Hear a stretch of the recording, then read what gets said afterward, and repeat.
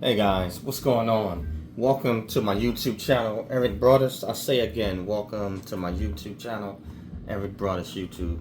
And today I'm covering SERE training, which is part of the training that the TACPs partake in.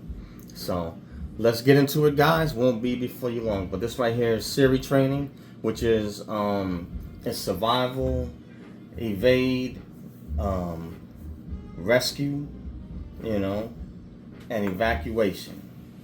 All right, guys. All right. So, for those that are going to be, say, SERE specialists, basic military training similar to the TACPs is 7.5 weeks at Lackland Air Force Base. As I explained, as it was with the TACPs, that they actually drop, I guess, a week off or a half, drop a week off so that they can move them into their other extended training that they'll do, which is much more strenuous and is specific, that other airmen, normal airmen that's not going into special forces, that they don't do. So that your regular airmen are just going to do their 8 weeks, and then they'll either go to their technical training center, or either if it's a direct duty assignment, they'll go to their first base or duty location and they'll get on the job training. Whereas for those that are going to be in special forces or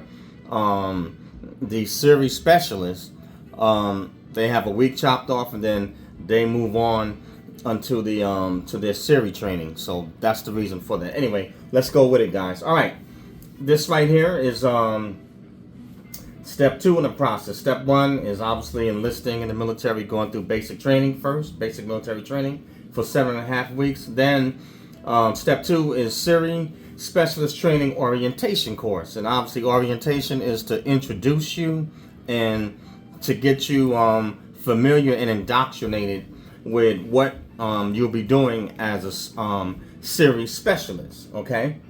Now, the SERE Specialist Training Orientation course it's designed to gauge potential success, okay, on your way throughout the SERE pipeline. What is the SERE pipeline?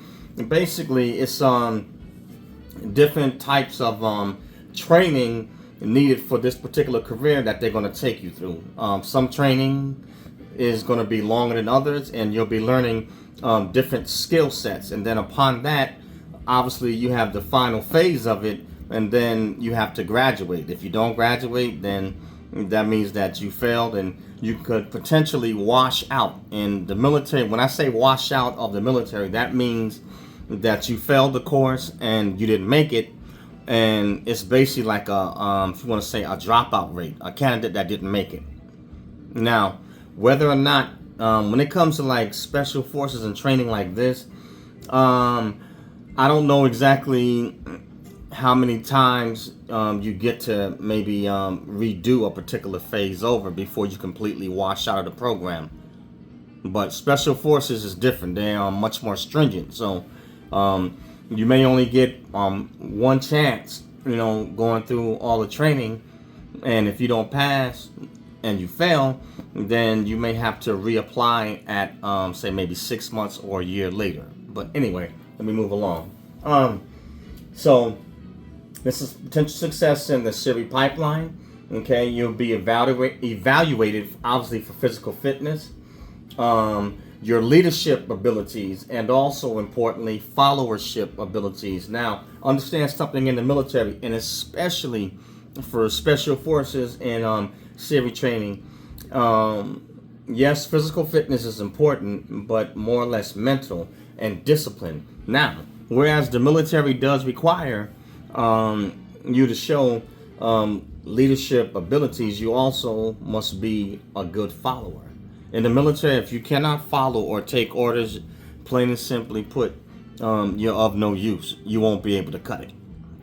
So you have to be disciplined enough and be able to take orders as well as give them. And also, when talking about leadership is more or less not necessarily what you say, but what you do. Lead by example. All right, so you'll be evaluated on physical fitness, leadership, followership abilities, and also how do you manage your time. you also have to be a good communicator, and you must be committed to this career field. So they want individuals that are all in. You're 10 toes down and you're sold out. You can't. This is not the type of career field where you can be lackadaisical or either half-hearted. If your heart is not in it, special forces is definitely not for you, because they're gonna push you to the brink, of your capacities, mental and physical. And in order for you to make it, in this particular type of job or career field, you gotta have some heart, and you gotta show them how bad you want it. A lot of times it's not always about the person that has the most ability, but it's who wants it the most. It's kind of like a fighter. Sometimes you got to dig down deep if you really want it. But that's basically what they're saying. But they do require that you have certain abilities, and I'll outline them again. You have to be physically fit. And I'm talking about extremely physically fit. This is not just your average military. Any of your special forces, they are extremely physically fit. They're on a different level. All right. Let's see here. Okay, so step 3.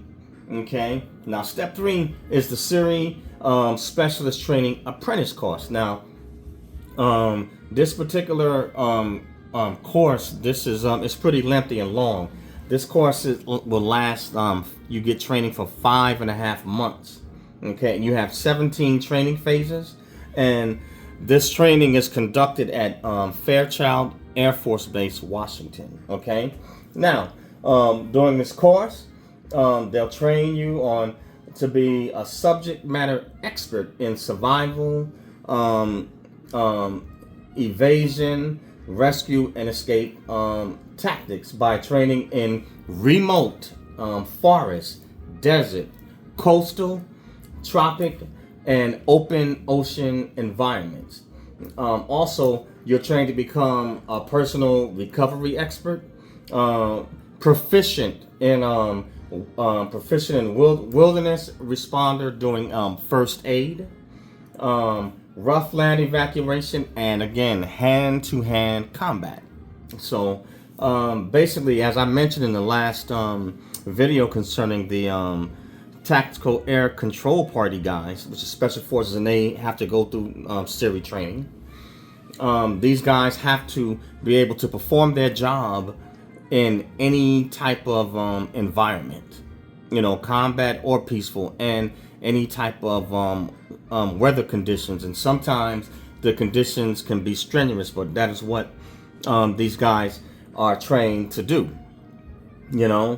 And so this right here, like I said, you have to be, for this type of particular job, you have to be adaptable, and versatile, You have to be adaptable. But yes, so they operate, I would say, I know the Navy SEALs go through this, but the training in a way is kind of similar to, I'm talking about how not necessarily everything that the SEAL team does, but similar. The SEALs are sea, sea, air, and land. So this is similar, and so they are trained to perform their job in these different type of environments. And it sounds simple when you're reading it off of paper or you just hearing me talk about it, but when you actually see the scenario actually play out in action, it's not so easy.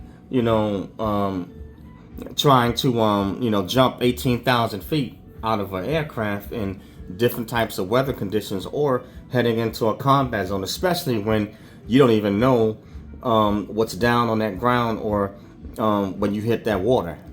But anyway, enough on that.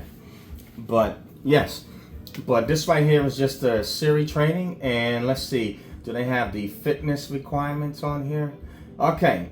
Here, I'm going to run through the fitness requirements. Okay, so for the fitness test, you're required, and this is like a circuit. So you get probably about 60, maybe a minute of rest in between. After that, you got to go to the next discipline. You have to do pull-ups. And this right here is 8 reps in 2 minutes.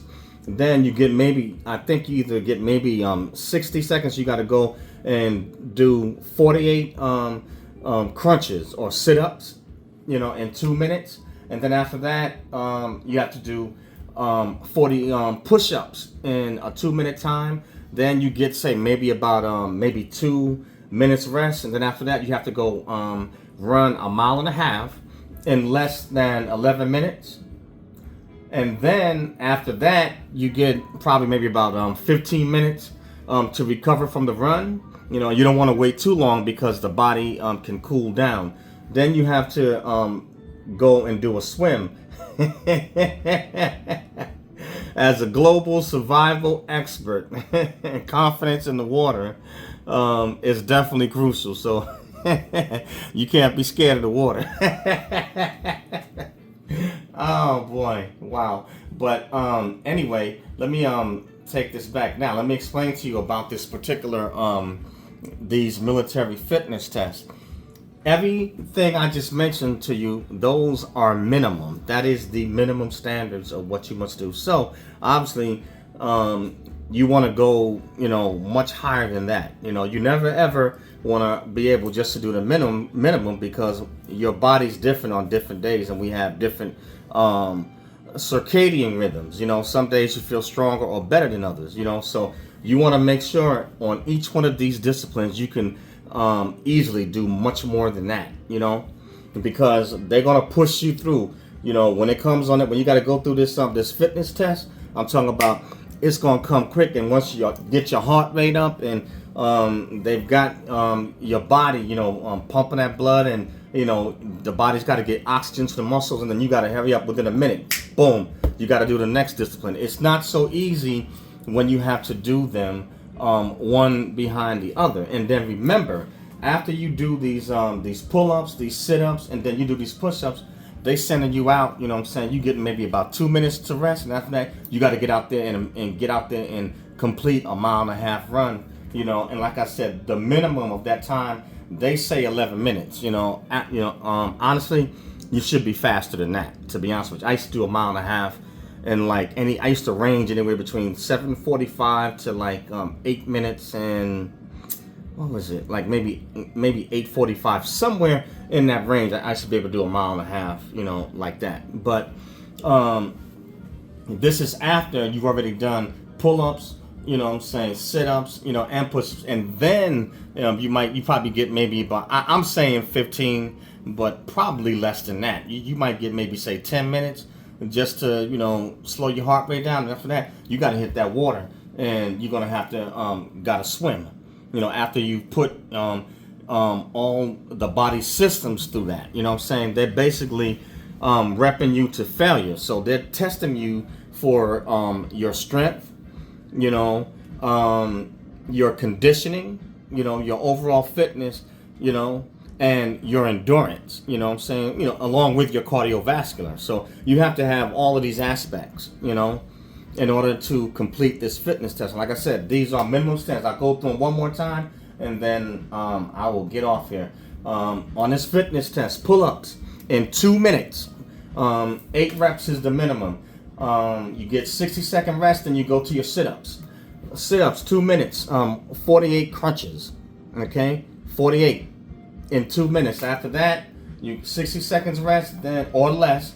Then you're going to do push-ups, time 2 minutes, 40 repetitions, minimum. That's the minimum. And then after that, you go and do your run. 1.5 mile run must be done minimum in 11 minutes or less. And then after that, you go and do the swim as a global survival expert, meaning the ability to swim in all types of water. Whether it's ponds, seas, oceans, the pool, whatever. The ability to swim in that. And at some point, I know that they do water training, so you're gonna have to be able to swim in uniform and actually with some gear on. You see what I'm saying? Because they have different environments that they operate in. So if you're in a combat environment, what happens if you got to cross a lake or a pond and you have to move across it without being detected? You know, it sounds easy, but when you got extra gear on you and a uniform, and then plus you add water into that, that thing can become heavy. Anyway, guys, I am gonna stop it right here. But that's all I have. This right here was SERE training. You know, survival, evasion, rescue, and escape.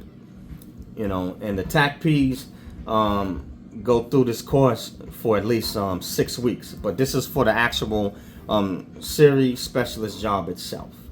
You know, but anyway, if you decide that you want to join, say Air Force Special Forces, then you could go on the Air Force site and fill out a application, and then a recruiter will get in contact with you. And that is for those that are civilians not yet in the military, and for those that are in the military, you still have to fill out an application. But in your particular case, you'll just if you get selected for the program, once they review your records and you pass all the checks and balances, then you're going to be going to school. And if you pass and graduate, you'll cross train out of your current career field that you're in, and you'll move into either whatever special forces or new career field that you decide to take. That's all I have, guys. Thanks for listening. And the name of this channel is Eric Broadus YouTube. That's ERICBROADUS YouTube. And I also have a podcast called Snacks Thoughts, SNAKZTHOUGHTS, Snacks Thoughts. You can find the podcast on Spotify, Spreaker, Acast, Google Podcasts, iHeartRadio, Radio PBM, SoundCloud, and a host of other social media outlets. So please join Snacks Thoughts, and also join Eric Broadus YouTube. Hit the bell to become a subscriber, and also turn on all notifications so you can get future videos and episodes of my podcast.